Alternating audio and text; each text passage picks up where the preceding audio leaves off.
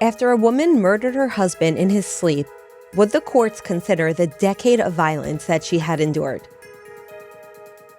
This is the Kiranjit Ahluwalia story.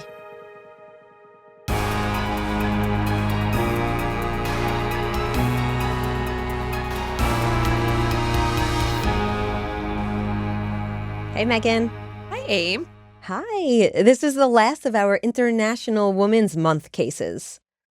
No, is it? Yes, Oh, it is. yes, you're absolutely right. Okay. Yeah, Yes. okay. Well, listen, if it goes over well, who knows? I mean, we do handle international cases, but it was kind of cool to just put them back to back and focus on them. I really, really enjoyed it. Yes, and I think we should address the elephant in the room. Is it that we are starting to look alike? Okay. Yes, it is. I Yeah. think now that your hair is long, now that you don't have contacts, Yep. we're both wearing a similar outfit. Kind of, Similar. yeah. I think we have the same lip gloss even. We probably have the same lip gloss, yeah. I would like to say that I'm going to get a haircut when I have time. Okay. And when I'm not so cheap, I'm going to order my contacts again. Okay, excellent. Okay. Wonderful. I mean, I don't mind looking like you, but And you know, I don't people mind are going to looking start. like you. Yeah, people are going to start commenting, so we Yeah. might as well get ahead of it. It's not intentional, just so everyone knows. No, it's not. Before we get into today's case, we have a big shout out to one of our supporters, Lauren Bell. You've met Lauren at our last happy hour. She was also at my last lecture. She's one of our newer patrons, and she is from the UK. Oh, And wonderful. she alerted us to this story. And when we talk about the legal implications of this case, I'm going to circle back to how Lauren knows about the story. Oh, great. Okay. Thank you, Lauren. So let's get into today's story. Kiranjit was born in 1955 and grew up in Punjab, northern India. She was the youngest of 9 siblings, and though she tragically lost both of her parents as a teenager, she had a very large extended family whom she was close with. Only a year or two after her parents' death, Kiranjit was feeling pressured by some of her extended family to get married. This was a cultural norm for Indian women at the time, but Kiranjit was not ready for that kind of life. As she said in a BBC interview, quote, "I never wanted to get married. I didn't want to settle down in India to get married and have children like my sister-in-laws had. I wanted to work, earn money, live my own life." And she felt that leaving India would allow her to pursue these goals. So that's what she did. She left India and headed to Canada to live with one of her sisters. However, one of her siblings back in India, meanwhile, was looking for a man for Kiranjit and found one by the name of Deepak Ahluwalia. And they claimed that he would be a perfect match for their sister Kiranjit. So she agreed to meet him, and he flew to Canada, and she did find him to be quite charming and handsome. But again, she wasn't really sure about settling down. She was only 23, and she was studying law at the time. Oh. And while she wasn't interested in marrying him, she says she felt intense pressure from her family to settle down, and she kind of felt like she didn't have a choice in the matter. So she says she gave up her dreams of becoming a lawyer, and she accepted his proposal. Now, would they be returning then? Where would they live? I feel like this is an international case, and so far I'm like, where is this taking place? There's so many countries Yes. already. So she's from India. Yeah. Then she was in Canada, Yeah. and then they will be settling in England. Okay, thank you. Actually, they went to England. They got married in 1978, and then they headed to England to settle. So they both ended up having family in England as well. Okay. But unfortunately, there was no honeymoon for Kiranjit because she says almost immediately after the wedding, Deepak became violent. She says, quote, "If he got angry, that was it. Shouting, abusing, throwing things, pushing me around, threatening me with knives. So many times he would strangle me.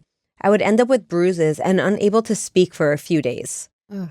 She actually recalled one particular event in one of her interviews where she says, quote, "I remember it was his birthday, and I worked overtime and bought him a gold ring as a birthday present. That same week, he lost his temper, and with that very ring, he broke my tooth. He punched me in the face." Kiranjit said she did try to leave, but every time she did, Deepak would find her, bring her back, and the abuse would worsen. Mm-hmm. Now, this is a pattern we've heard many other times when we cover cases of domestic violence. Absolutely. This abuse would go on for about 5 years at this point, and Kiranjit felt like there was nothing she could do to escape.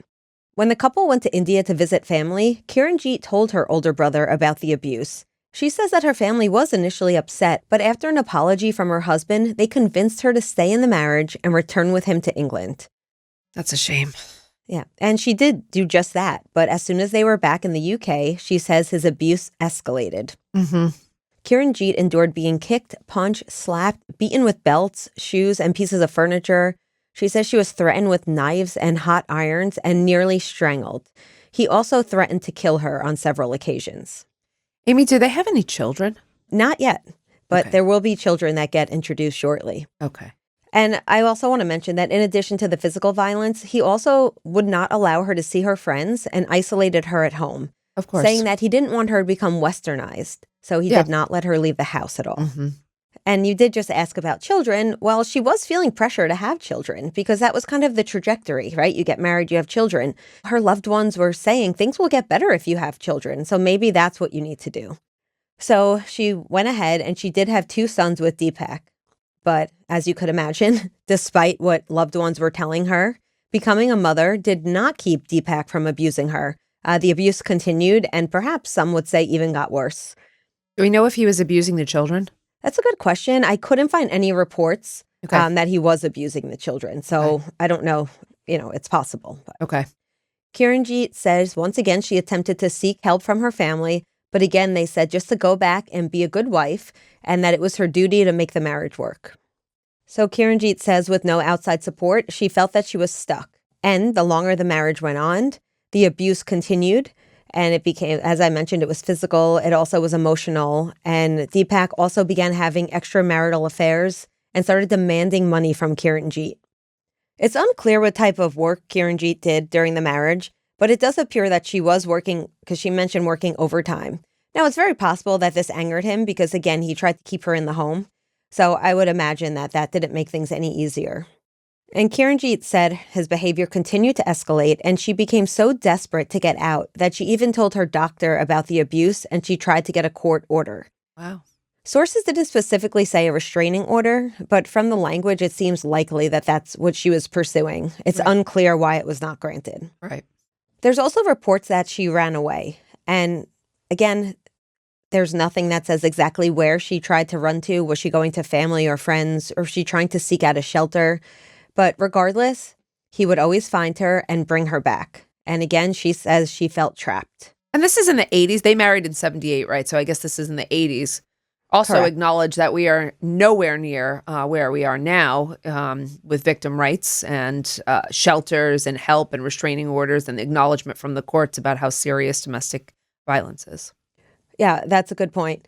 And by the spring of 1989, Kiranjit had been abused for about a decade, and she said the abuse was daily. Yeah. And she says something that we hear often in these types of cases. She said she could not stay, but she also said she could not leave. Yep. And she quickly realized that the only way out for her was to take matters into her own hands. On May 9th, 1989, after Deepak tried to break her ankles and burn her face with a hot iron as a way to extort money from her, Kiranjit had hit a breaking point and felt that the only way to get out of this situation was to get rid of Deepak. So that night, while her husband slept, she poured gasoline on him and set his clothes on fire. I had a feeling that's where you were going with this. In a later interview, she stated, quote, "I decided to show him how much it hurt. At times I had tried to run away, but he would catch me and beat me even harder. So I decided to burn his feet so he couldn't run after me. I wanted to give him a scar like those he had given me, to have him suffer the pain as I had." Whoa. I mean, this is significant. And of course, I'm sure we're going to talk about the case that this parallels in the United States as well. Yes, we will. This isn't the only one time we've heard this and heard a victim feel so that there was almost no other choice. Yes, and for her, the symbolism of burning his feet. Yes. Yeah.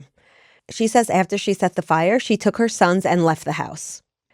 Tragically, Deepak would die 10 days later in the hospital after suffering from 40% of his body being severely burned, and he also had sepsis. Kiranjit was then charged with his murder. She wasn't denying she did anything.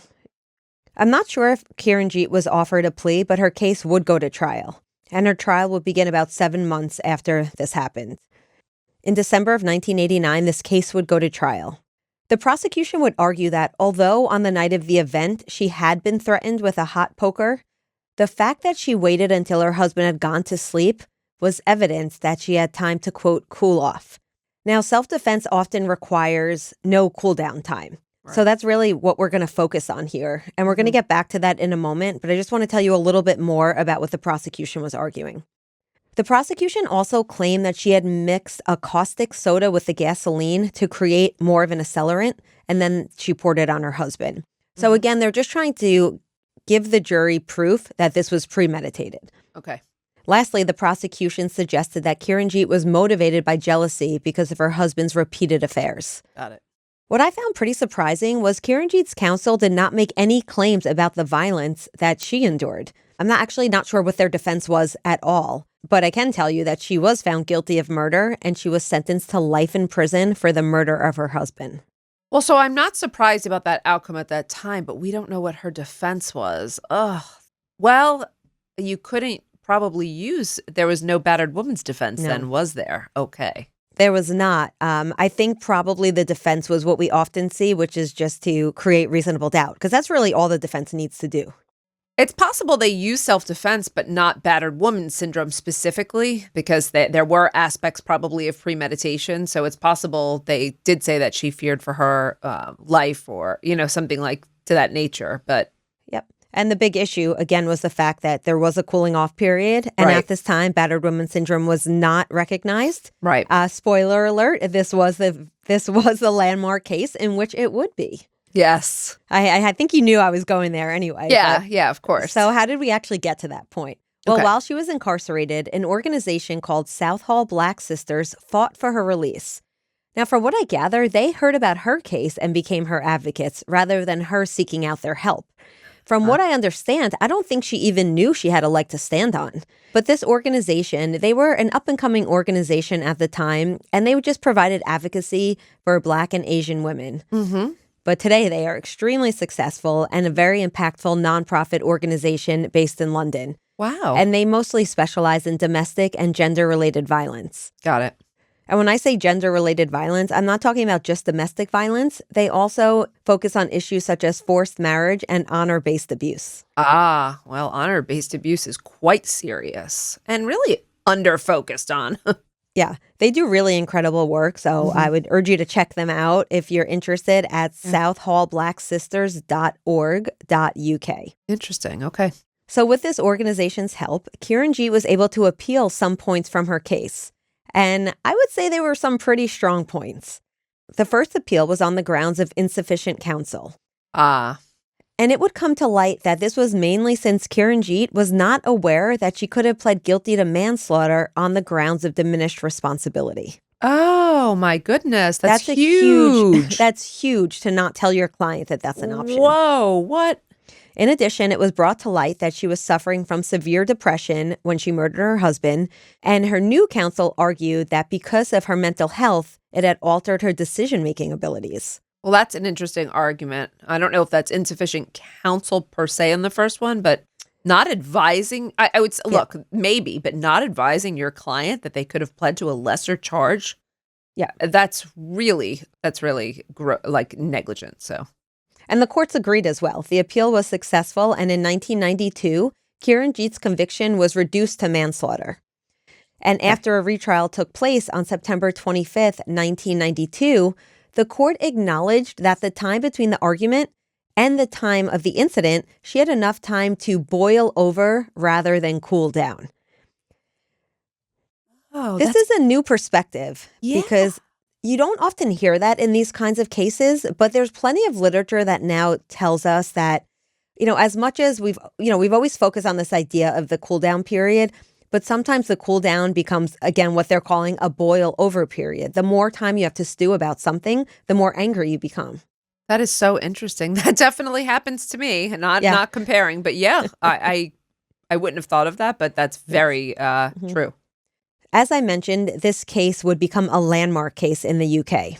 Known in British legal textbooks as R.V. Ahluwalia, Kiranjit's case changed the definition of the word provocation, and this is particularly in cases of battered women. The changing of this definition was crucial here because it reclassified her crime as manslaughter from murder. Yeah, that's huge. Do you know, what the new sentence was given the downgraded charges? Yes, we'll get there in a moment. I just Okay. want to give you a little bit of a backstory on provocation. Yes. Because in English law, which is similar to US, historically, provocation was considered mitigating in murder cases.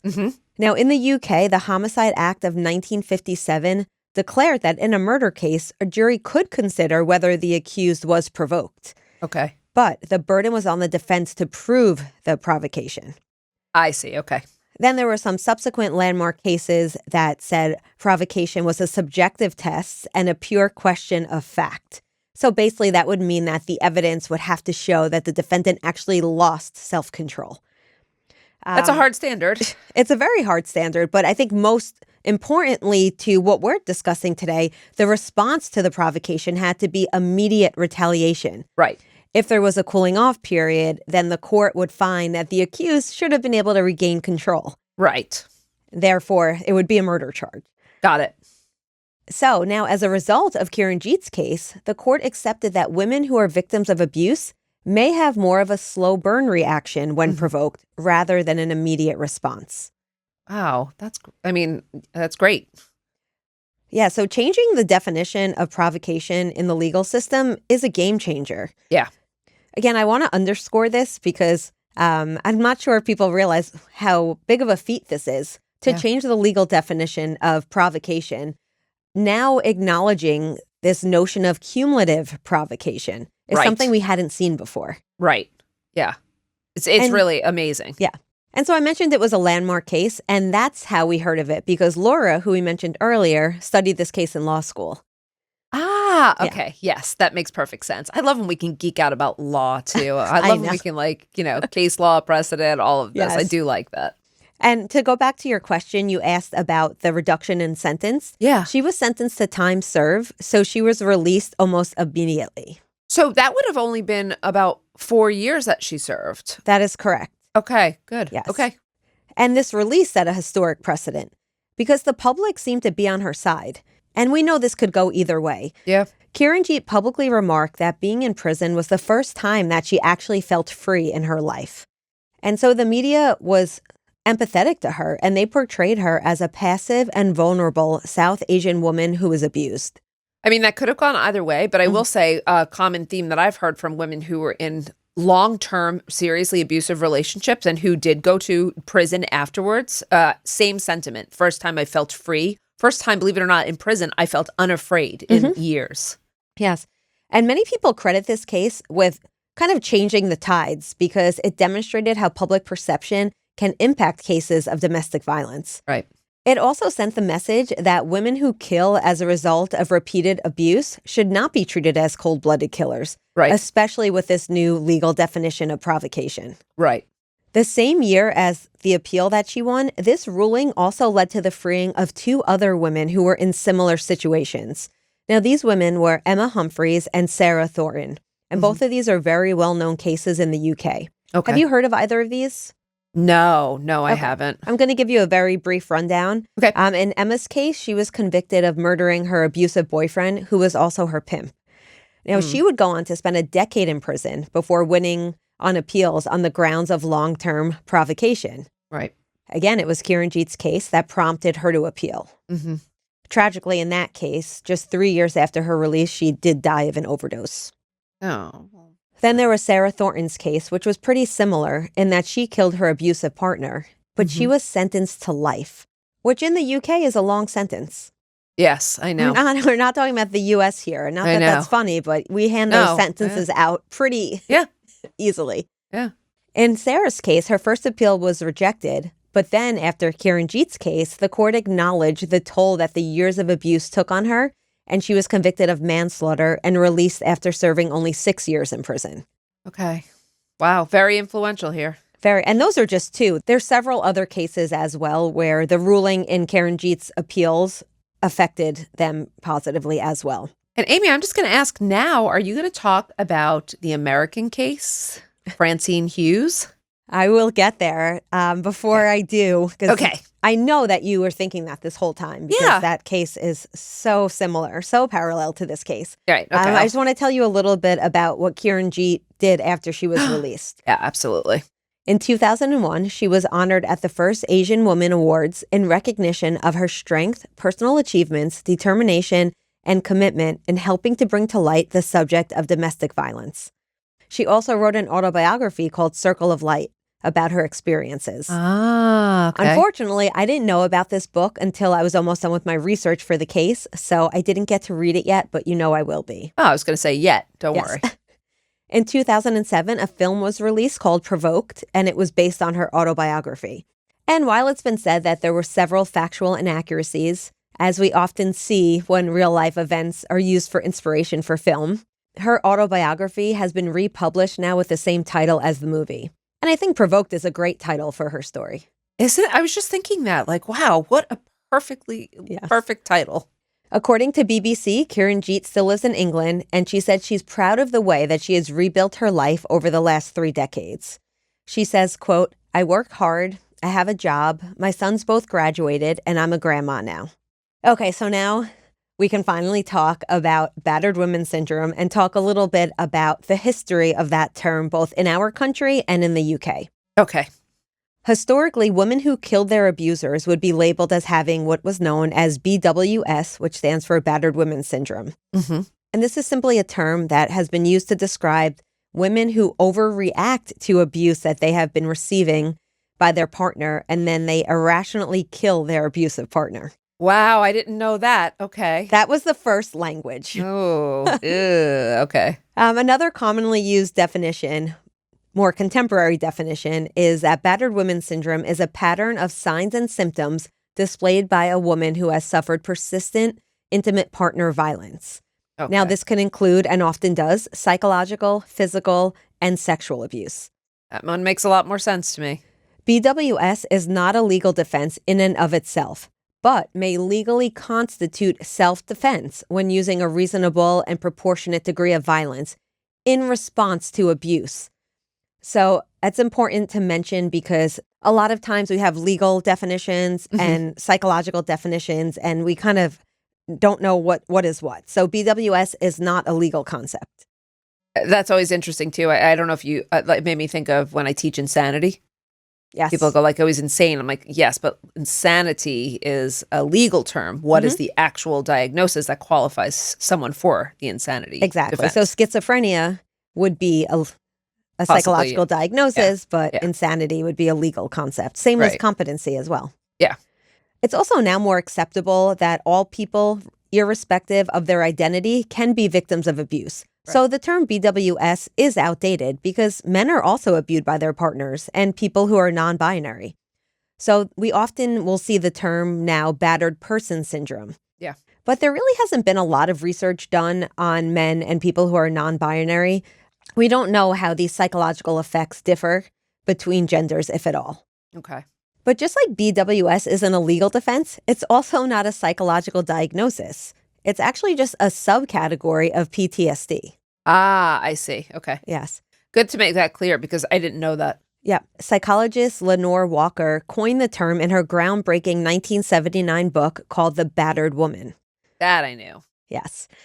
Something else I learned, you know how much we love doing this because no matter how much we think we know, there is so much we don't know. Yeah.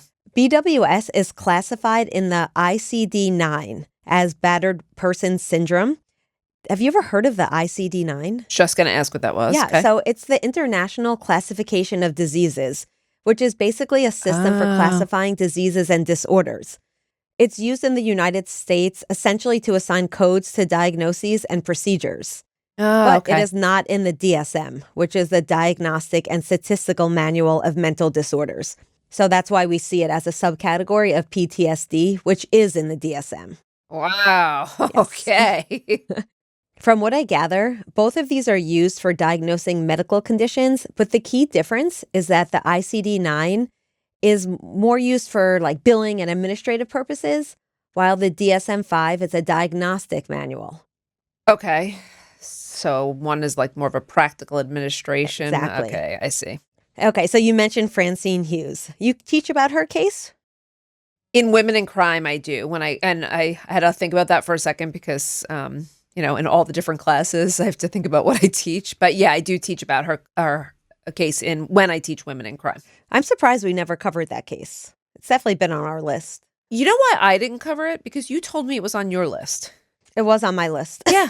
It still is. No, and that's why I have not covered it, because I was waiting for you to do it. But you did this one, which allows us to discuss international and domestic, which is kind of cool as well. So are you going to talk a little bit about Francine Hughes? A little bit. I'm not going to talk a lot about it just in case I do end up covering. But in Francine Hughes' case, after 13 years of domestic abuse, Francine set fire to the bed in which her live-in ex-husband, Mickey Hughes, was sleeping in. And this happened in Michigan. Unfortunately, Mickey was killed and the house was destroyed. At trial, Francine was found not guilty by reason of temporary insanity in one of the first cases in the U.S. involving battered women syndrome as a defense. Yeah. And similar to Kiranjit, Francine's case would set a legal precedent and begin a new wave of fighting for domestic violence in the U.S. I would like to point out, however, that Francine's life was very hard afterwards, if I recall. And I do not believe that she received the entire sympathy of the public. No, her case was definitely not as, I guess we could say, well received as Kiranjit's was. Time, but definitely different outcome. Yeah, it was about a decade earlier. Yeah. But yes, and also different place. Did you ever read the book, The Burning Bed? No, I watched the movie. Of course you did. I know. I watched the Farrah Fawcett movie. I just like to say that some of these made-for-TV movies are excellent. This was an excellent movie. And That's an old one. I think it was like the early 80s that movie came out. It was really good. I'm just saying. It was well done. You read the book? I read the book. You watched the movie. Of course. That tracks. Of course, yeah. Kiranjit's story is also similar to many other stories that we have covered over the years. Yeah. One that comes to mind in particular is Nikki Armando. Yes. Now, that was actually episode 22.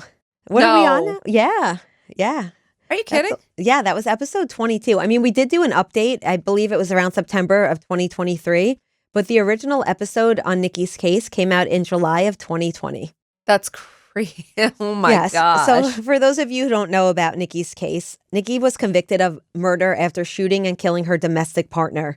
And this was despite overwhelming evidence of years of physical and sexual abuse. And her claim was that she acted in self-defense at the time. But I'm not going to give it away. You can check the episode for details and for updates on her case. Mm-hmm.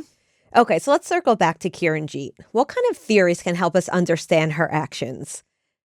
Now, there's a few here. Before we get into theories, I want to talk about, though, the cultural context, because I think that's important here. All right. Because Kiranjit didn't feel as though she could leave her husband. Mm-hmm. And because of that, I think there was a lack of a social support system for her. Yeah. Yeah. And she felt more like she had nowhere to go because she was going against her culture, she felt like. I mean, we've definitely discussed this in criminology, too, what a culture clash can produce crime, where the norms of one culture are simply not accepted by another. Yeah. So I'm not sure if you would use that to describe these actions here. I don't think you would use it to describe Kiranjit's. I think you would use it to describe her family's acceptance of what her husband did to her and them telling her that she should go back and be a good wife. That's definitely, I would say, a cultural explanation here or difference, but not how I would use to explain what Kiranjit did. Yeah, that's a very valid point. Cultural deviance is definitely a way that we can try to better understand why Kiranjit's family was not able to help her. I don't think that they wanted her to be harmed. I don't think they felt that they were being complicit. I think they really believed that it would stop. Sure. And that was the best thing for her to do. Sure. I think we see rational choice here as one of the primary theories. Rational choice is simply people act on free will after, weighing you don't think so? I could see your face. I mean, yes, rational choice applies to what you were saying. People weigh the costs and the benefits. And certainly Kiranjit had a level of premeditation, but I would say you can only discuss rational choice if you add that people act within the constraints of bounded rationality. Of course. So, I thought that was a given, but you're right. We do have to, because sometimes when I teach, to me, that's an assumption of the theory, but you're right. Not everyone knows that. So bounded rationality means it's really the rationality in the eyes of the beholder, meaning that it may not seem rational to us as outsiders, but for Kiranjit, it was rational. Or that's a great point. The only rational choice. Yes. So. I mean, we could look at strain theory. Perhaps she lacked proper coping mechanisms, but I feel like that puts blame on her. And I do feel like she just didn't have the options You could look at strain theory differently too. You could look at strain theory as that she had the stressors that were the most extreme. So the negative stimuli, when we say with strain theory, is the abuse that she was suffering. And it's not that she didn't have the proper coping mechanisms, it's that she didn't have the proper external support, which you might look at as a way to cope. So I think the strain, she didn't have an outlet for it. She didn't have help. No one was coming in to rescue her per se. So again, you might look at the strain as just seriously too great to endure. I mean, and then that kind of leads into social bond theory. She didn't have ties to the proper institutions that would have been able to maybe support her better. And the people that she had the strongest attachments to, again, were not able to help her in the ways that she needed. I want to say in this case, just so you know, we can use the theory, you can link the theory to it criminologically, but really it comes down to something more simple than theory. This was a woman who was trapped and abused and really did not know how any other way to get out, saw no other option to get out. And that's really what it comes down to. Yeah, and clearly there was, and unfortunately there still is, a lack of public and social support system for women like Kiranjit. Right. Now, at the time, it didn't sound like there were any women's shelters that maybe she could go to that would help her, or any hotlines that she could call. Or maybe she just wasn't aware of them I as was well. going to say, but it's only as good as if we, right? It's only good if we know it, right? Right. But would it have been helpful to her? I don't know. Would she have used them if she knew they existed? Or, we don't know. Maybe she would have been fearful as well. I mean, But she tried. She went to the courts and tried to get a that's restraining true. order. So it sounds like she would have utilized resources.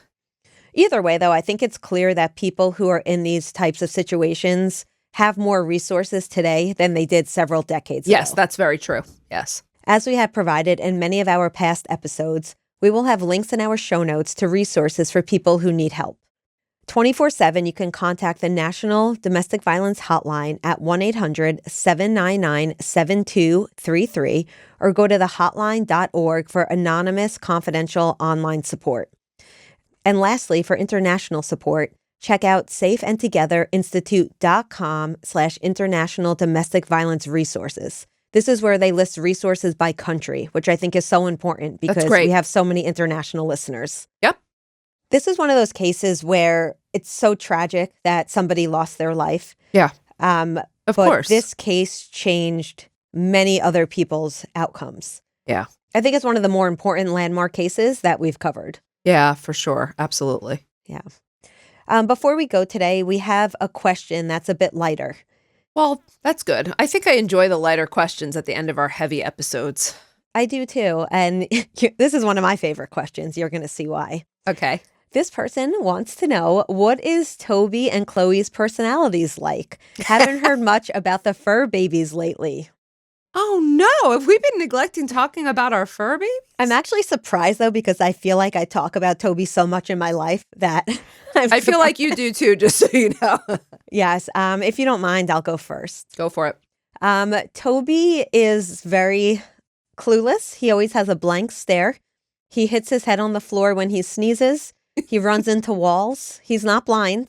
A lot of times it's because he slides on the wood floor. You've seen it, Megan, right? Yes. He throw his toy and he goes right into the wall. But he'll keep doing it again. I know. Or sometimes there's a ball outside and he'll just go like this to the door. I don't know if that means he thinks he's going to get it. He's trying to dig his way. But you've seen he stands up on 2 feet. Oh, maybe standing up on 2 feet he does. What? He can do for a minute straight. I think we should post a video of Toby standing on 2 feet because it is quite incredible. I have a friend of mine who says that she's never seen anything like it. I was like, I haven't either. I just thought it was a normal thing that dogs do. Yeah. I love him. Okay, let's hear about your Chloe. He's cute and he's fun. He does sort of look sometimes a little vacant, Nothing behind those eyes. He's like such a doll. I love him. Yes. So Chloe is high energy almost all the time. So we can take her on a hike for miles, come home and think like she's just going to sleep, and she's still running around, and she's just about 5 now. So I'm like, oh my goodness. Chloe likes to be a part of everything. So especially with the baby now. So if we are sitting with Chloe on the mat or sitting with the baby on the mat, it's me, James, Chloe's right there. She's looking at the baby. I've seen that. She's She's very sweet. I feel she's like very she's protecting sweet. her.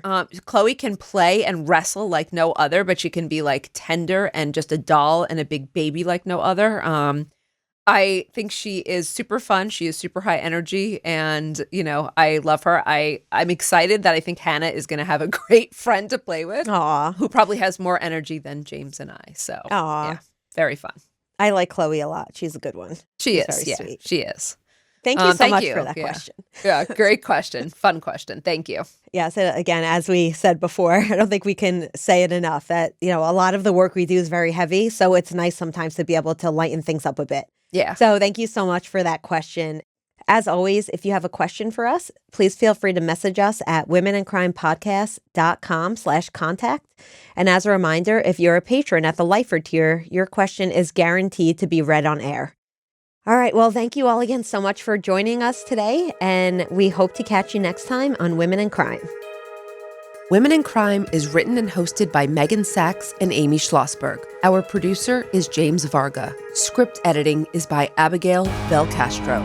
Audio editing is by Siler Burr and Jose Alfonso. And music is by Desert Media. If you enjoy the show, please remember to follow and leave a review. You can also support the show through Patreon, where you can get access to additional ad-free content such as exclusive full-length episodes, lectures, a book club, and virtual happy hours with Meghan and Amy. For more information, visit patreon.com/womenandcrime. Sources for today's episode include BBC, justiceforwomen.org, The Guardian, The Daily Star, The Telegraph, The Times London, and communitycare.co.uk.